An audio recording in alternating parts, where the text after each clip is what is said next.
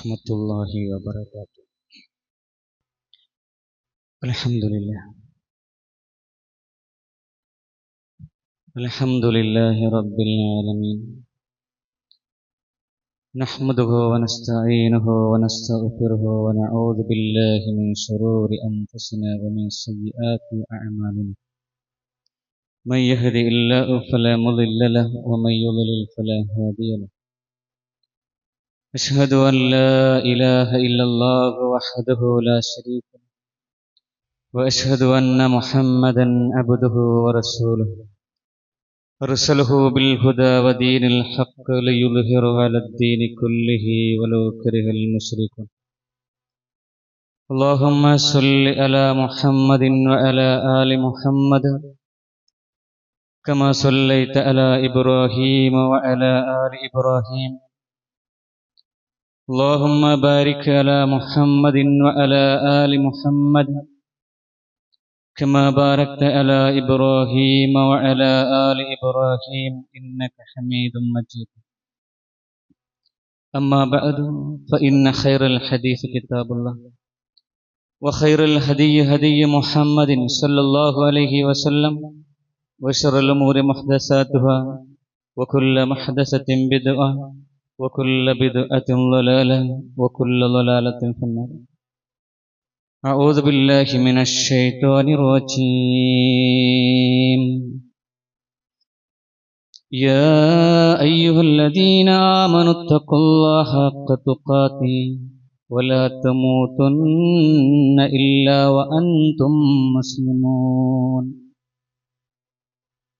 يا أيها الناس اتقوا ربكم الذي خلقكم من نفس واحدة وخلق منها زوجها وبث منهما رجالا كثيرا ونساء، واتقوا الله الذي تساءلون به والأرحام إن الله كان عليكم رقيبا. يا أيها الذين آمنوا اتقوا الله وقولوا قولا سديدا يصلح لكم أعمالكم ويغفر لكم ذنوبكم، ومن يطع الله ورسوله فقد فاز فوزا عظيما. بسم الله الرحمن الرحيم. يا أيها الناس قد جاءتكم موعظة من ربكم وشفاء لما في الصدور وهدى ورحمة للمؤمنين. قل بفضل الله وبرحمته فبذلك فليفرحوا هو خير مما يجمعون. സ്നേഹം നിറഞ്ഞ സത്യവിശ്വാസികളെ, സത്യവിശ്വാസികളെ, അല്ലാഹു സുബ്ഹാനഹു വ തആലയുടെ വിധികളും വിലക്കുകളും ആജ്ഞാനിർദ്ദേശങ്ങളും ജീവിതത്തിൻ്റെ എല്ലാ മേഖലകളിലും, പ്രത്യേകിച്ചും നമ്മുടെ രഹസ്യമായ നമ്മുടെ ജീവിതത്തിൽ കഴിവിൻ്റെ പരമാവധി കാത്തുസൂക്ഷിച്ച് ജീവിക്കണമേ എന്ന് എന്നോടെന്ന പോലെ തന്നെ നിങ്ങളെ ഓരോരുത്തരെയും ആദ്യമേ ഉണർത്തുന്നു, വസിയ്യത്ത് ചെയ്യുന്നു. പ്രിയപ്പെട്ട സത്യവിശ്വാസികളെ, ഇസ്ലാം എന്നത് അല്ലാഹു തആല ശുദ്ധ ഖുർആനിലൂടെയും പ്രവാചക സുന്നത്തിലൂടെയും കാണിച്ചു തന്ന പൂർണ്ണമായ ഒരു ദീനാണ്. അതിൽ പുതിയ കൂട്ടിച്ചേർക്കലുകൾക്കോ മാറ്റത്തിരുത്തലുകൾക്കോ ഒരിക്കലും സ്ഥാനമില്ല.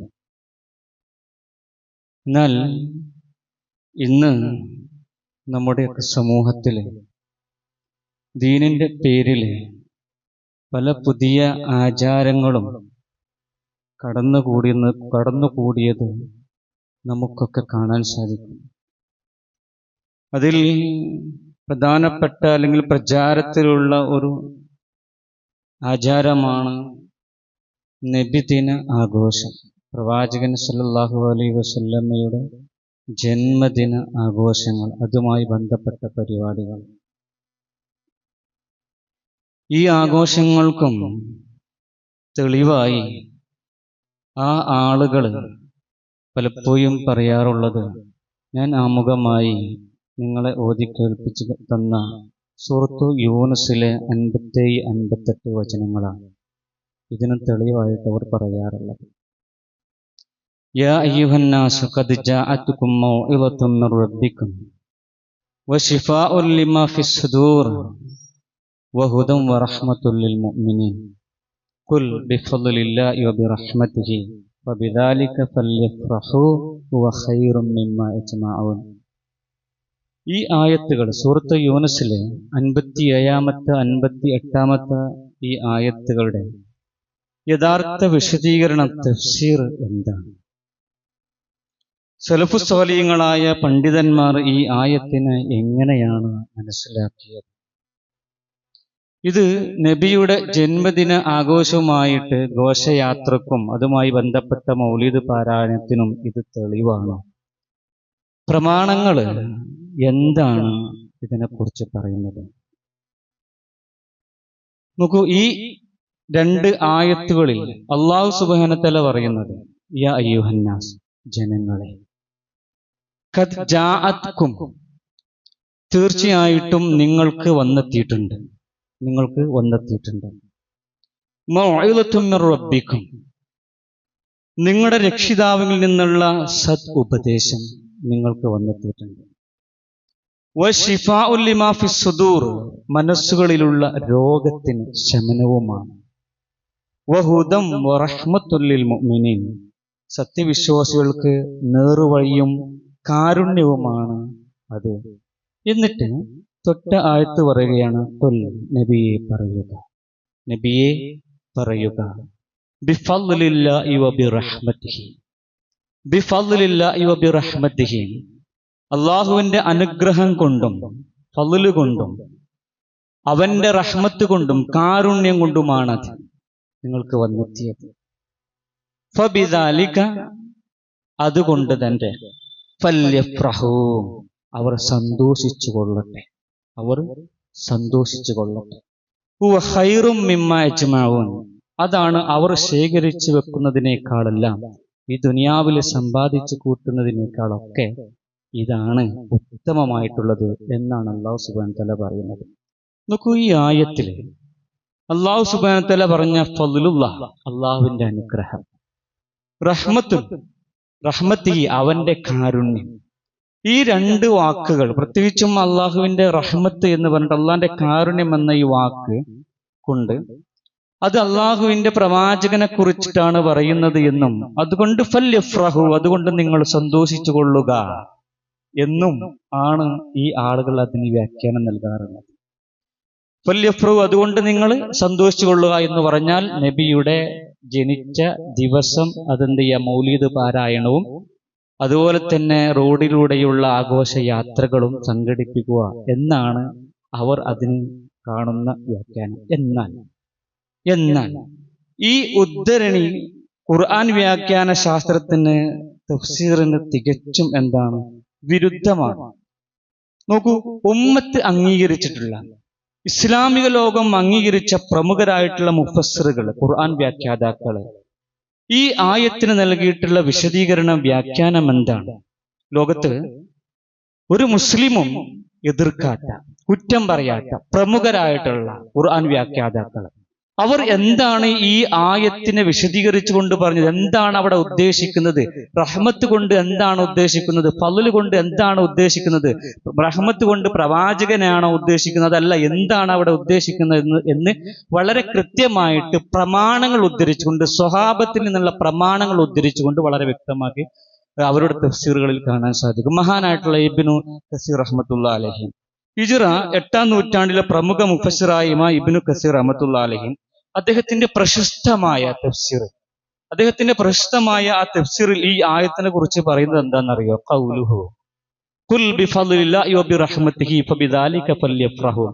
അല്ലാഹു സുബ്ഹാനഹു വ തആലയുടെ വാക്കായിട്ടുള്ള ഈ ആയത്തുണ്ടല്ലോ, ഖുൽ ബിഫദ്ലില്ലാഹ്, നബിയെ പറയുക അള്ളാഹുവിന്റെ അനുഗ്രഹം കൊണ്ടും വബി റഹ്മത്തിഹി, അവന്റെ കാരുണ്യം കൊണ്ടും, ഫബിദാലിക, അതുകൊണ്ടാണ്, ഫല്യഫ്റഹു, അതുകൊണ്ട് നിങ്ങൾ എന്ത് ചെയ്യുക, നിങ്ങൾ സന്തോഷിച്ചു കൊള്ളുക എന്ന് പറയുന്നിടത്ത് അതുകൊണ്ട് ഉദ്ദേശിക്കുന്നത് ഇമാം ഇബ്നു കസീർ റഹ്മത്തുള്ളാഹി അലൈഹി പറയാണ്, അതുകൊണ്ട് ഉദ്ദേശിക്കുന്നത് ബിഹാദല്ലദി ജാഅഹും മിനല്ലാഹി മിനൽ ഹുദാ വദീനിൽ ഹഖ് ഫല്യഫ്റഹു, അള്ളാഹുവിന്റെ അടുക്കൽ നിന്ന്, അള്ളാഹുവിൽ നിന്ന് അവർക്കിതാ വന്നു കിട്ടിയ ഹുദം, സന്മാർഗവും അതുപോലെ തന്നെ ഇസ്ലാം എന്ന സത്യദീനുമാണ് അതുകൊണ്ട് എന്ത് ചെയ്യണത്, ഉദ്ദേശിക്കുന്നത് എന്നുള്ളതാണ്. ഫല്യഫ്റഹു, അതുകൊണ്ട് ഇങ്ങനൊരു സന്മാർഗവും ഈ ദീൻ ഇസ്ലാമും നിങ്ങൾക്ക് വന്നെത്തിയത് കൊണ്ട് തന്നെ ഫല്യഫ്റഹു, അവർ സന്തോഷിച്ചു കൊള്ളട്ടെ എന്നാണ് മഹാനായ ഇബ്നു കസീർ റഹ്മത്തുള്ളാഹി അലൈഹി പറയുന്നത്. കാരണം അവർ സന്തോഷിക്കാൻ ഏറ്റവും അർഹമായ കാര്യം അതന്നെയാണ്.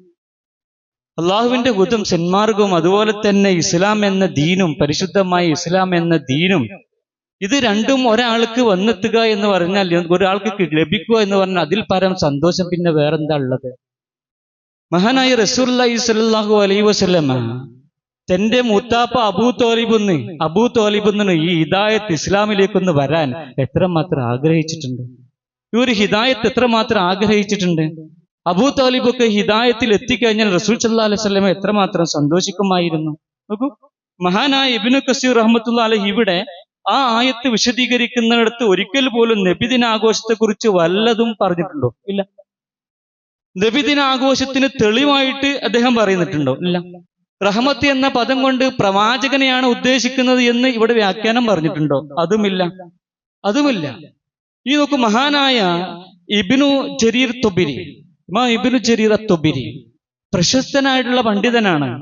ഇമാമുൽ മുഫസ്സിരീൻ എന്ന ഈ മുസ്ലിം ലോകം വിളിക്കുന്നത് മുഫസ്സിരീങ്ങളുടെ, ഖുർആൻ വ്യാഖ്യാതാക്കളുടെ ഇമാം ആയിട്ടാണ് പരിചയപ്പെടുത്തുന്നത് ഇമാം തൊബിരിയെ. അദ്ദേഹത്തിന്റെ പ്രശസ്തമായ അദ്ദേഹത്തിന്റെ ആ തഫ്സീറിൽ അദ്ദേഹം പറയുന്നത്, അദ്ദേഹം മഹാനായിട്ടുള്ള ഇബ്നു അബ്ബാസ് റളിയല്ലാഹുവിന്റെ ഉദ്ധരണിയാണ് അദ്ദേഹം കൊണ്ടുവരുന്നത് ഇത് വ്യാഖ്യാനിക്കാൻ വേണ്ടിയിട്ട്. അദ്ദേഹം പറയാണ്, ഖുൽ ബിഫദ്ലില്ലാഹ്. എന്താ മഹാനായ ഇബ്നു അബ്ബാസ് റളിയല്ലാഹു അൻഹു പറയുന്നത്?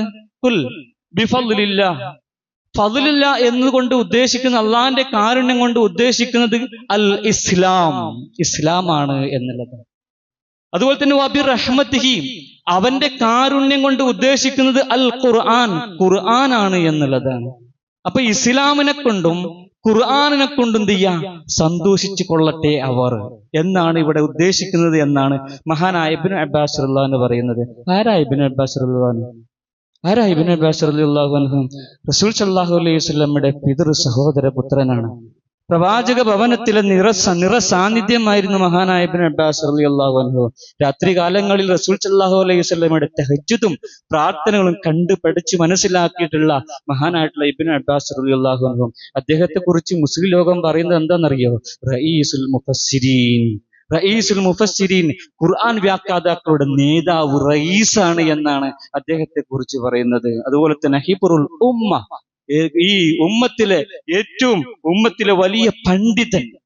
അതുപോലെ തന്നെ ബഹറുൽ ഉമ്മ, ഈ ഉമ്മത്തിലെ എന്താണ്, സാഗരമാണ്, കടലാണ് എന്ത്, മഹാനായ ഇബ്നു അബ്ബാസ് റളിയല്ലാഹു അൻഹു ഇൽമിന്റെ വിഷയത്തിൽ. മഹാനായ ഉമർ റളിയല്ലാഹു അൻഹു തന്റെ കാലഘട്ടത്തിൽ, ഖലീഫ ആയിരിക്കുന്ന കാലഘട്ടത്തില് ഭരണപരമായിട്ടുള്ള വലിയ തീരുമാനങ്ങളൊക്കെ എടുക്കുമ്പം ആരെ വിളിക്കുന്നറിയോ?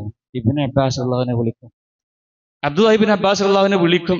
എന്നിട്ട് ആ തീരുമാനങ്ങളൊക്കെ എടുക്കാറുള്ളത്.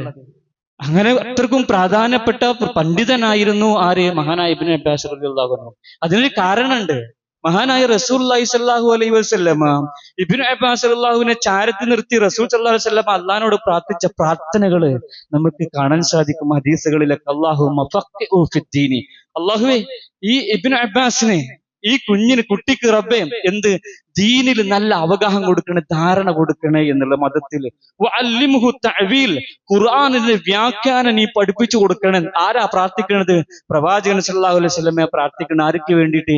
ഇബ്നു അബ്ബാസ് റളിയല്ലാഹു അൻഹു വേണ്ടിയിട്ട്. എന്തിനു വേണ്ടിയിട്ട്? ഖുർആന്റെ വ്യാഖ്യാനം റബ്ബേ നീ പഠിപ്പിച്ചു കൊടുക്കണേ. നീ പഠിപ്പിച്ചു കൊടുക്കുന്ന ഖുർആന്റെ വ്യാഖ്യാനം. ഒരു ആയത്ത് ഇറങ്ങിയാൽ ആ ആയത്ത് എന്തിനാണ്, ഏത് സന്ദർഭത്തിലാണ്, ഏതൊരു സമയത്താണ്, അതുകൊണ്ട് ഉദ്ദേശിക്കുന്നത് എന്തൊക്കെയാണ് എന്നൊക്കെയുള്ള തഅ്വീൽ, ഖുർആന്റെ വ്യാഖ്യാനം അത് റബ്ബെ നീ പഠിപ്പിച്ചു കൊടുക്കണേ എന്ന് പ്രാർത്ഥിക്കുകയാണ് റസൂൽ സല്ലല്ലാഹു അലൈഹി വസല്ലം. ഇമാം ബുഖാരി റിപ്പോർട്ട് ചെയ്യുന്ന ഹദീസിൽ കാണാൻ സാധിക്കും, അല്ലാഹുമ്മ അല്ലിംഹുൽ കിതാബ വൽ ഹിക്മ, അല്ലാഹുവേ ഇബ്നു അബ്ബാസിന് നീ ഈ ഗ്രന്ഥം നീ പഠിപ്പിച്ചു കൊടുക്കണേ, ഇതിലുള്ള ഹിക്മത്തുകൾ, യുക്തികൾ, വ്യാഖ്യാനങ്ങൾ, വിശദീകരണങ്ങൾ റബ്ബെ നീ പഠിപ്പിച്ചു കൊടുക്കണേ എന്ന് റസൂൽ സല്ലല്ലാഹു അലൈഹി വസല്ലം പ്രാർത്ഥിക്കും. അതുകൊണ്ട് തന്നെയാണ് മഹാനായ അബ്ദുല്ലാഹി ഇബ്നു അബ്ബാസ് റളിയല്ലാഹു അൻഹു ഈ റഈസുൽ മുഫസ്സിരിൻ ആയത്, ഖുർആൻ വ്യാഖ്യാതാക്കളുടെ റഈസ്, നേതാവായി മാറിയത് റസൂൽ സല്ലല്ലാഹു അലൈഹി വസല്ലമയുടെ ഈ പ്രാർത്ഥനയാണ്.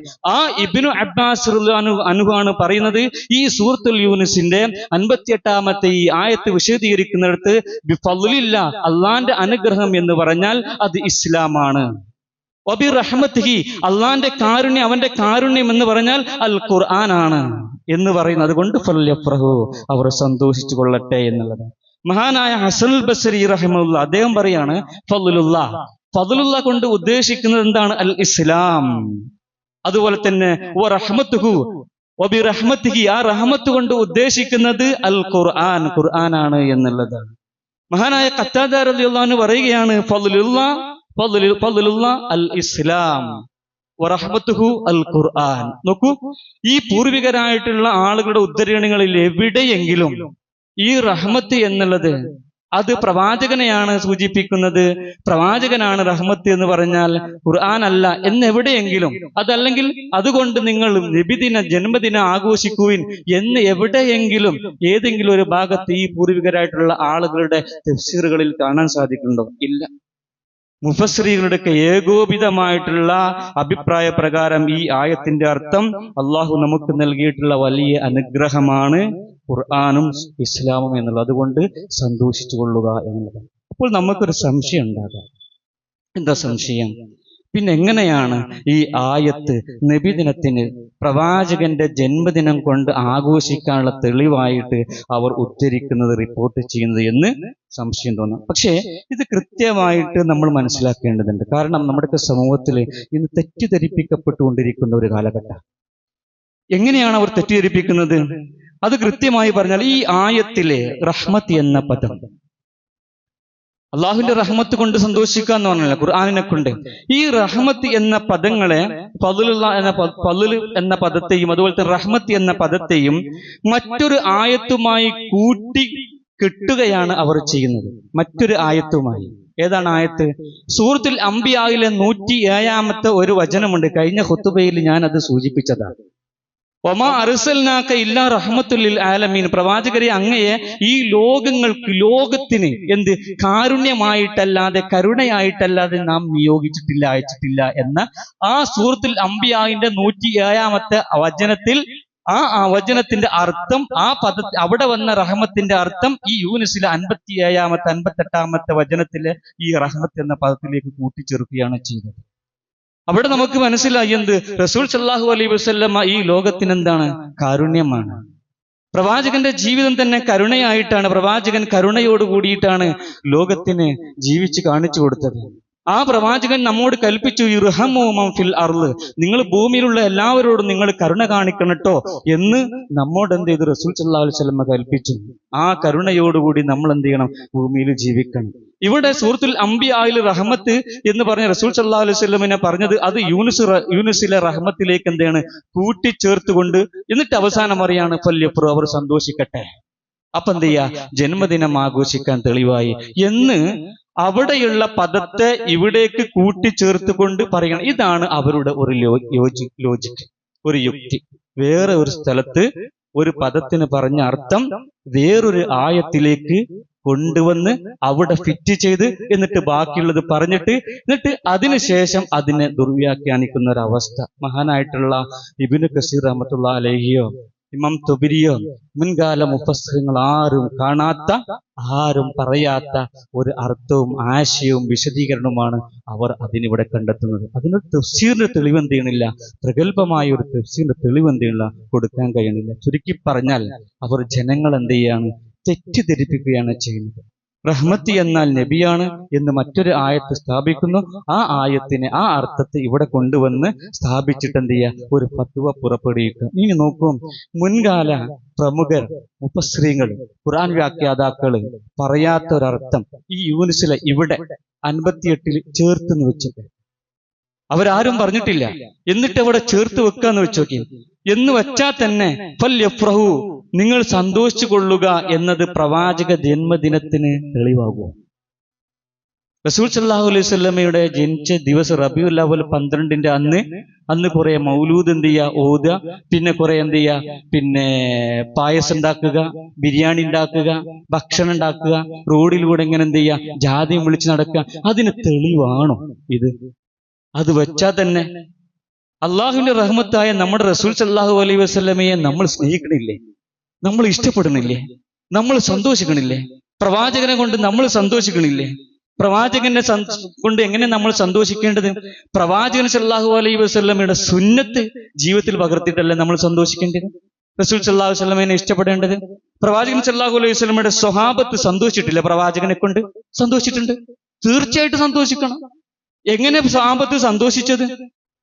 റസൂൽ സല്ലല്ലാഹു അലൈഹി വസല്ലമയുടെ ആ ജന്മദിനം റബീഉൽ അവ്വൽ 12-ന് അവരാരെങ്കിലും ഏതെങ്കിലും ഒരു സ്വഹാബി അന്ന് മദീനയിൽ വേണ്ട വേറൊരു സ്ഥലത്ത് അവർ കൊണ്ടാടിയിട്ടുണ്ടോ? ഇതുപോലെ ഒരു ജാഥ വിളിച്ചിട്ട് കുറെ പാരായണം ചെയ്തിട്ട്, മൗലിദ് പാരായണം ചെയ്തിട്ട്, കുറെ സ്റ്റേജ് ഉണ്ടാക്കിയിട്ട്, കുറെ ഓതിയിട്ട്, ഇങ്ങനെ എന്തെങ്കിലും ഒരു ആഘോഷം നടത്തിയതായിട്ട് നമുക്ക് കാണാൻ സാധിക്കുമോ? ഖുർആനിലുണ്ട് അതിന് തെളിവ്. ഖുർആനിലുണ്ട്. അല്ലാഹ് പറഞ്ഞിട്ടുണ്ടോ നിങ്ങൾ സന്തോഷിക്കേണ്ട രീതി ഇങ്ങനെയാണ് എന്നുള്ളത്? ഹദീസിലുണ്ടോ? റസൂൽ സല്ലല്ലാഹു അലൈഹി വസല്ലമയുടെ തിരുസുന്നത്തിലുണ്ടോ? ചര്യയിലുണ്ടോ? ജീവിതത്തിൽ ഒരിക്കലെങ്കിലും റസൂൽ സല്ലല്ലാഹു അലൈഹി വസല്ലമ ബർത്ത്ഡേ ആഘോഷിച്ചത്, ജന്മദിനം ആഘോഷിച്ചത്, എന്നിട്ട് ആഘോഷിക്കാൻ പറഞ്ഞത് ഹദീസിൽ കാണാൻ സാധിക്കും. വേണ്ട, ഏതെങ്കിലും ഒരു ചരിത്ര ഗ്രന്ഥത്തിലുണ്ടോ? ഏതെങ്കിലും ഒരു ചരിത്ര ഗ്രന്ഥത്തിൽ സ്വഹാബത്തോ അല്ലെങ്കിൽ അവരുമായിട്ട് ബന്ധപ്പെട്ട അടുത്ത ആളുകളോ ആരെങ്കിലും ആഘോഷിച്ചതായിട്ട് നമുക്ക് കാണാൻ സാധിക്കുമോ? ഇല്ല. സ്വഹാബത്ത് ആഘോഷിച്ചിട്ടില്ല, ഇങ്ങനെ സന്തോഷിച്ചിട്ടില്ല. താബികൾ സന്തോഷിച്ചിട്ടില്ല. റസൂൽ സല്ലല്ലാഹു അലൈഹി വസല്ലമയുടെ ഉത്തമ തലമുറകളായിട്ടുള്ള ഈ 3 തലമുറകൾ എന്തിട്ടില്ല, സന്തോഷിച്ചതായിട്ട് കാണാൻ സാധിക്കില്ല. അതോ പ്രവാചകൻ സല്ലല്ലാഹു അലൈഹി വസല്ലമ ഇത് കാണാതെ പോയതാണ്? പ്രവാചകൻ ഈ ആയത്തിറങ്ങി, പ്രവാചകൻ എന്തെങ്ങനെ സന്തോഷിക്കേണ്ടെന്ന് മനസ്സിലായിട്ടില്ല. അതുകൊണ്ട് റസൂൽ സല്ലല്ലാഹു അലൈഹി വസല്ലമ സന്തോഷിക്കാതെ എന്ത് ചെയ്ത് അത് മാറ്റിവെച്ച്. നോക്കൂ, പ്രവാചകന്റെ ജീവിതം തന്നെ ഖുർആനല്ലേ?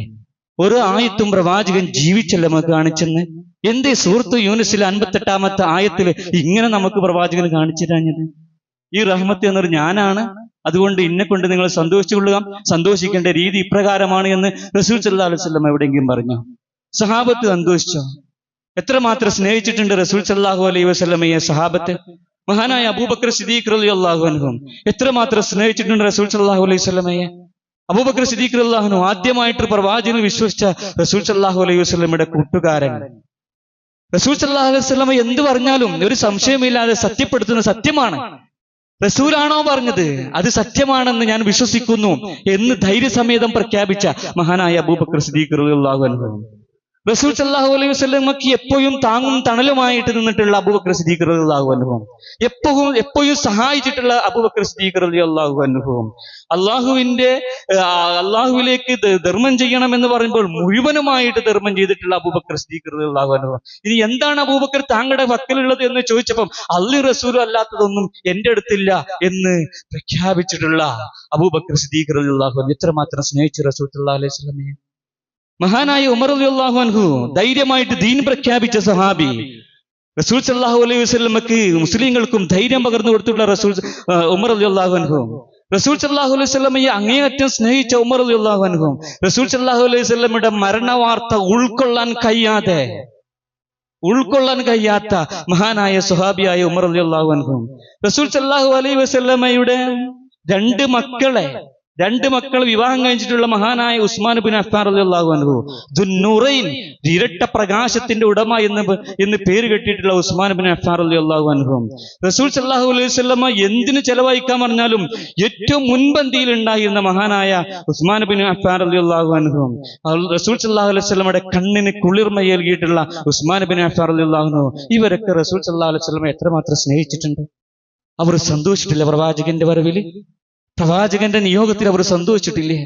മഹാനായ അലി റളിയല്ലാഹു അൻഹുവും കുട്ടികളിൽ ആദ്യമായി ഷഹാദത്ത് കലിമ ചൊല്ലിയിട്ടുള്ള മഹാനായ അലി റളിയല്ലാഹു അൻഹു റസൂൽ സല്ലല്ലാഹു അലൈഹി വസല്ലമയുടെ കരളിന്റെ കഷ്ണമായ ഫാത്തിമ ബീവിയെ വിവാഹം കഴിച്ച് സന്തോഷത്തോടു കൂടി ഫാത്തിമ ബീവിയെ നോക്കിയ അലി റളിയല്ലാഹു അൻഹു റസൂൽ സല്ലല്ലാഹു അലൈഹി വസല്ലമക്ക് റസൂൽ സല്ലല്ലാഹു അലൈഹി വസല്ലമയെ ഏറ്റവും കൂടുതൽ സ്നേഹിച്ചിട്ടുള്ള അലി റളിയല്ലാഹു അൻഹു, ആ അലി റളിയല്ലാഹു അൻഹു റസൂൽ സല്ലല്ലാഹു അലൈഹി വസല്ലമയെ സ്നേഹിച്ചിട്ടില്ലേ? റസൂൽ സല്ലല്ലാഹു അലൈഹി വസല്ലമയിൽ സന്തോഷിച്ചിട്ടില്ല അലി റളിയല്ലാഹു അൻഹു? റസൂൽ സല്ലല്ലാഹു അലൈഹി വസല്ലമയുടെ പ്രിയ പത്നി ആയിഷ ബീബി, മറ്റു ഭാര്യമാര്, അതുപോലെ തന്നെ റസൂൽ സല്ലല്ലാഹു അലൈഹി വസല്ലമയുടെ മക്കള്, കരളിന്റെ കഷ്ണമായി പറഞ്ഞിട്ടുള്ള റസൂൽ സല്ലല്ലാഹു അലൈഹി വസല്ലം പറഞ്ഞിട്ടുള്ള തന്റെ മകൾ ഫാത്തിമ ബീബി, അവർ റസൂൽ സല്ലല്ലാഹു അലൈഹി വസല്ലമയെ സ്നേഹിച്ചിട്ടില്ലേ? അവർ റസൂൽ സല്ലല്ലാഹു അലൈഹി വസല്ലമയുടെ നിയോഗത്തിൽ സന്തോഷിച്ചതായിട്ടില്ലേ? എത്രമാത്രം അവർ സ്നേഹിച്ചിട്ടുണ്ട്. സഹാബത്ത് മുഴുവനും മുഹാജിറുകളും അൻസാരികളും റസൂൽ സല്ലല്ലാഹു അലൈഹി വസല്ലമയെ എത്രമാത്രം സ്നേഹിച്ചു. ഇവരൊക്കെ പ്രവാചകനെ കൊണ്ട് സ്നേഹിച്ചും പ്രവാചകനെ കൊണ്ട് അവർ സന്തോഷിച്ചും. ആ സന്തോഷം എങ്ങനെയായിരുന്നു പ്രകടമായത്? ഇന്ന് നമ്മുടെ നാട്ടിൽ കാണുന്ന നബിയുടെ ജന്മദിനം ആഘോഷിക്കുന്നത് പോലെയാണ് അവർ സന്തോഷിച്ചത്? അതല്ല.